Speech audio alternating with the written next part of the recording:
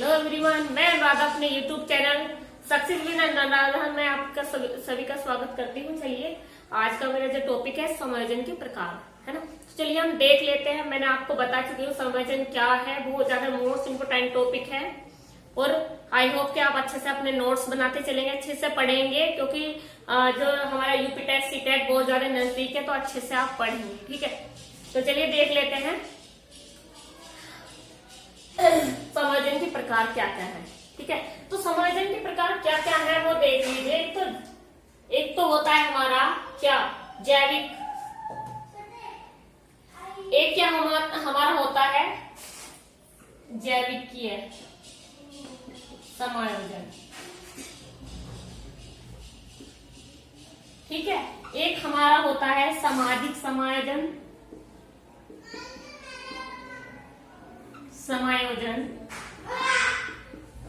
और एक हमारा होता है क्या, एक हमारा होता है स्वयं के साथ समायोजन के साथ समायोजन। ठीक है, अब ये इसमें क्या क्या आता है देख लेते हैं हम लोग के जो जैविकीय समायोजन है, इसमें क्या क्या चीजें आती हैं हमारे, रोटी, कपड़ा और मकान। ठीक है, अगर आप इनके लिए समायोजन कर रहे हैं, है ना, तो वो क्या होगा कि अगर रोटी, कपड़ा, मकान वगैरह के लिए अगर आप अपने आवश्यकताओं की पूर्ति के लिए क्या कर रहे हो, समायोजन कर रहे हो, है ना, पूर्ति करने के समायोजन कर रहे हैं, तो क्या कहलाता है, जैविकीय समायोजन कहलाता है। ठीक है, तो आगे देखते हैं हमारा जो ये है सामाजिक क्या होता है, दो व्यक्तियों में तालमेल। दो व्यक्तियों में तालमेल,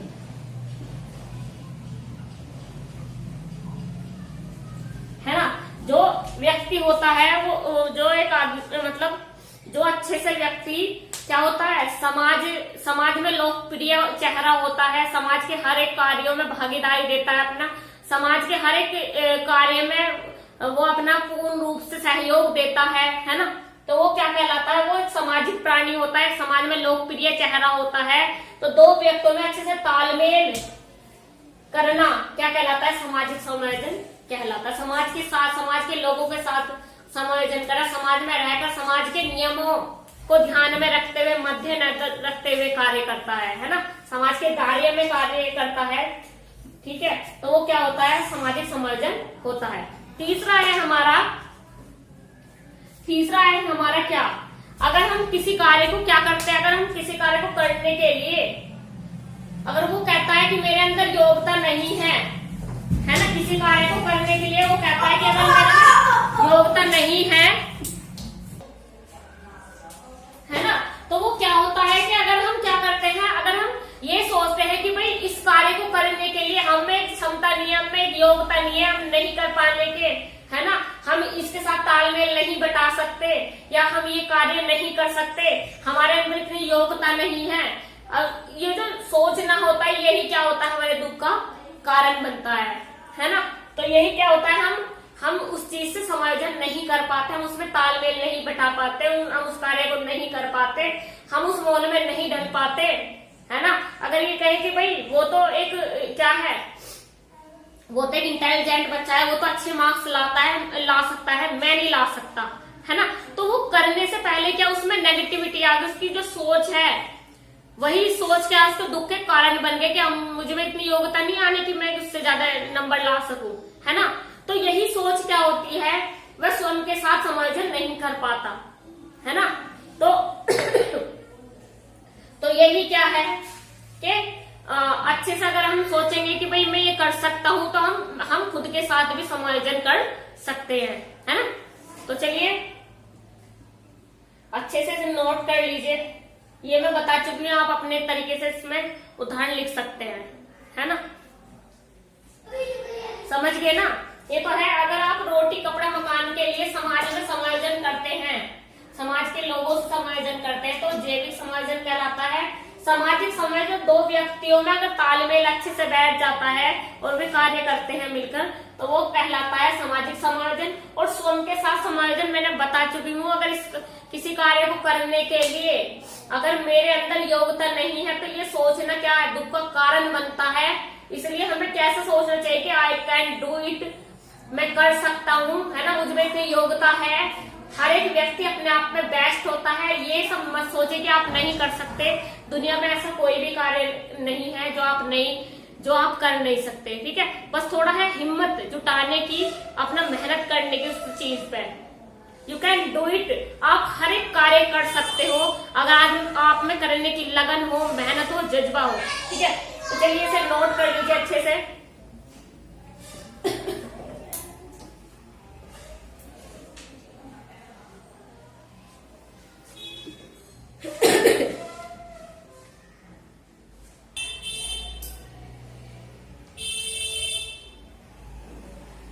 चलिए देखिए अच्छे समायोजन की विशेषताएं क्या क्या है कि अच्छा समायोजन हो जाए तो इसके लिए हमें क्या, जो व्यक्ति होता है जो अच्छा समायोजन कर पाता है उसमें क्या क्या विशेषताएं होती है देख लीजिए एक बार, है ना। संवेगों व भावनाओं की समझ होना, कि व्यक्ति को अपने संवेगों को कंट्रोल कैसे किया जाता है ना, तो उसकी समझ होना। जैसे उसे गुस्सा आ रहा है ना, तो उसको कंट्रोल करके सामने वाले को कैसे अच्छे से समझा देता है ना, तो वो अच्छे समायोजन, दो लोगों में अच्छी सी तालमेल हो जाती है अगर वह अपनी समझ से गुस्सा ना करके प्यार से बातें करे, प्यार से उसे बातें समझाए, है ना। दूसरा है हमारा आकांक्षा स्तर पर्याप्त होता है व्यक्ति का, जैसे वह अपनी योग्यताओं के अनुरूप कार्य करता है ना। जैसे उसमें योग्यताएं हैं उसके अकॉर्डिंग में क्या करता है, कार्य करता है ना। जैसे वो क्या नाम है, जैसे वो एक व्यक्ति पुलिस है तो वह अपने सारे करते हुए को बिल्कुल निपक्ष, है ना, बहुत ईमानदारी से अपने कर्तव्य को पूरा करे, अपनी ड्यूटी को अच्छे से निभाए, तो वो तब कहेंगे हाँ भाई पुलिस वाला है, भाई बहुत बढ़िया पुलिस वाला है ना। तो जैसा वो व्यक्ति हो, गुणवान हो, वैसे ही वो कार्य करे बेहतर, है ना। चलिए दूसरों में दोष नहीं देखते, ऐसे व्यक्ति क्या करते हैं, दूसरों में दोष नहीं देखते, दूसरों में दोष नहीं निकालते, किसी तरह की कमियां नहीं निकालते कि भाई वो ऐसा है, बुराई नहीं करते एक दूसरे की, है ना। तो ये वे अच्छे समायोजन कर पाते हैं हमारे वातावरण में, है ना। वे जल्दी रह जाते हैं, वे दूसरों की बुराई ना करते हुए, है ना, दूसरों की बुराई नहीं करते हुए अच्छे से अपने कार्य पे ध्यान देते हैं, उन्हें बस अपने ज्यादा से ज्यादा अच्छे कार्य करने पर ध्यान देते हैं, तो वे लोग जल्दी अच्छा समायोजन कर पाते हैं वातावरण में। ठीक है, तो देखिए अब ये है अनुकूलन में लोचशीलता, है ना। अनुकूलन में लोचशीलता क्या है कि परिस्थिति में हमें जो भी चीजें उपलब्ध हो, है ना, नवीन परिस्थिति जो हमारी परिस्थिति है, स्थिति हमारे सामने ऐसी है कि हमारे पास जो भी सब कुछ है, जो भी कुछ है उपलब्ध है हमारी आवश्यकताओं के लिए हमारे वातावरण में, तो अगर हम उससे ही क्या खुश हों तो वह क्या कहलाता है, अनुकूलन में लोचशीलता का सिद्धांत कहलाता है ना, कि हमारे पास जो कुछ भी हो हम उसमें ही खुश रहें, उससे ही संतुष्ट रहें। अब ये देखिए समाज के प्रति जागरूक, कि ऐसा व्यक्ति जो समाज के हर एक कार्यों में क्या करता हो, अपनी भागीदारी देता हो, हर एक समाज के कल्याण के लिए हमेशा तत्पर रहता हो, है ना, समाज के लोगों के बारे में ज्यादा से ज्यादा सोचता हो कि कैसे न कैसे उनका भला किया जाए, है ना। समाज में हमारे जो कुछ भी हो रहा है, अच्छाइयां बुराइयां, वो व्यक्ति को पता हो, और तब वो अच्छे से समायोजन कर पाए, तालमेल बिठा पाए, तो वो क्या कहलाता है, वो अच्छे समायोजन की विशेषता कहलाती है। अपने व्यवहार के प्रति सूझबूझ मूल्यांकन दर्शाता हो, यानी कि कोई अगर व्यक्ति है हमारे समाज में रहता है और क्या करता है, हमारे समाज के हित के लिए कार्य करता है, हमारे समाज में जो लोग हैं उनके कल्याण के लिए कार्य करता है ना, तो वो क्या करता है कि लोगों को वो दिख रहा है कि हाँ भाई वो हमारे समाज के लिए इतना अच्छा कार्य कर रहा है, ये योजनाएं तैयार कर रहा है, या फिर ये कार्य करने का सफल प्रयास कर रहा है ना, तो वो लोगों को दिखाई जो देता है ना, कि कार्य करता हुआ, जो लोग मूल्यांकन कर सकते हैं कि हाँ भाई वो बहुत अच्छा व्यक्ति है और वो हमारे समाज कल्याण के लिए अच्छे कार्य कर रहा है है ना। तो वही वो एक अच्छे समायोजन की विशेषता कहलाती है ना, कि जो कोई व्यक्ति हमारे समाज के कल्याण के लिए कार्य कर रहा है, हमारे वातावरण में अच्छा कार्य कर रहा है, वो लोगों को दिख भी रहा है कि हाँ वो कार्य कर रहा है। अब ये देखिए, अपने आत्मसम्मान के साथ साथ दूसरों का भी सम्मान करना, यानी कि वह खुद के आत्मसम्मान का भी ध्यान रख रहा है कि हमारे किसी भी कार्य करने से हमारा आत्मसम्मान को ठेस ना पहुंचे, हम ऐसा कार्य ना करें कि हमारे नाम के ऊपर मतलब किसी भी तरह से बुराइयां आए, है ना, या हमारे पास हमारे पर किसी भी तरह की बुराइयां आए।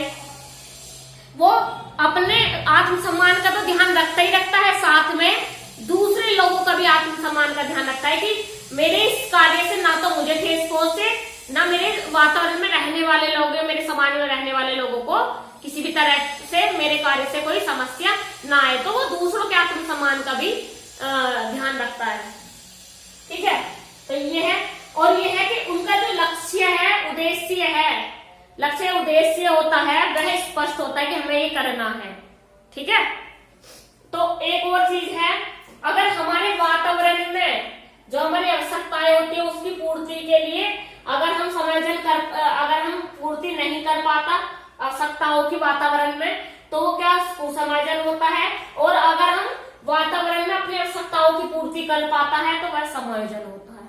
ठीक है, तो इसे अच्छे से नोट करेंगे, इसके नोट्स बनाते चलेंगे। मैंने आपको बहुत अच्छी तरीके से बताया कि एक व्यक्ति है वो अच्छा समायोजन कैसे कर पाता है। एक संवेगों भावनाओं की समझ होना या संवेदी समझ होना, संवेदी समझ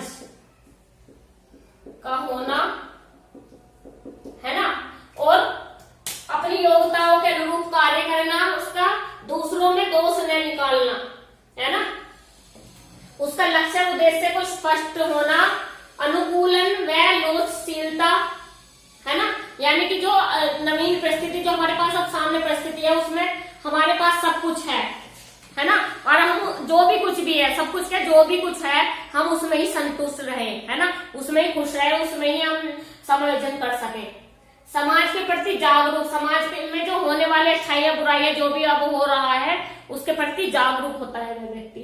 अपने व्यवहार के प्रति सूझबूझ मूल्यांकन दर्शाते हैं, यानी कि वे ऐसा व्यवहार, अगर वे कुछ कार्य समाज के लिए अच्छा कर रहे हैं तो वो लोगों को दिखाई भी दे रहा है, लोग उसका मूल्यांकन भी कर रहे हैं कि हाँ भाई ये जो व्यक्ति है ये अच्छा है या बुरा है और ये ऐसा कार्य कर रहा है ना। अपने आत्मसम्मान के साथ साथ दूसरों का भी सम्मान करते हैं। वे लोग क्या करते हैं कि अपना तो आत्मसम्मान का ध्यान रखते हैं, दूसरे लोगों का भी आत्मसम्मान का भी ध्यान रखते हैं कि दूसरे लोगों को भी किसी भी तरह से नुकसान ना हो, है ना, उनके आत्मसम्मान को कभी ठेस न पहुंचे, है ना। मैंने ये बताया है कि अगर कोई व्यक्ति वातावरण में अपनी आवश्यकताओं की पूर्ति कर लेता है तो कुसमायोजन, वो समायोजन होता है, जो पूर्ति नहीं कर पाता वो होता है कुसमायोजन। ठीक है, तो अच्छे से नोट्स करेंगे, बहुत इजीली मैंने बताया है आपको। तो चलिए हमारी जो क्लास है आज यहीं पर समाप्त होती है। जैसे कि आपको पता है कि मैं आपको एक टॉपिक बार बार इसलिए बोल रही हूँ ताकि आप अच्छे से अच्छे मार्क्स ला सके। ठीक है, तो चलिए धन्यवाद।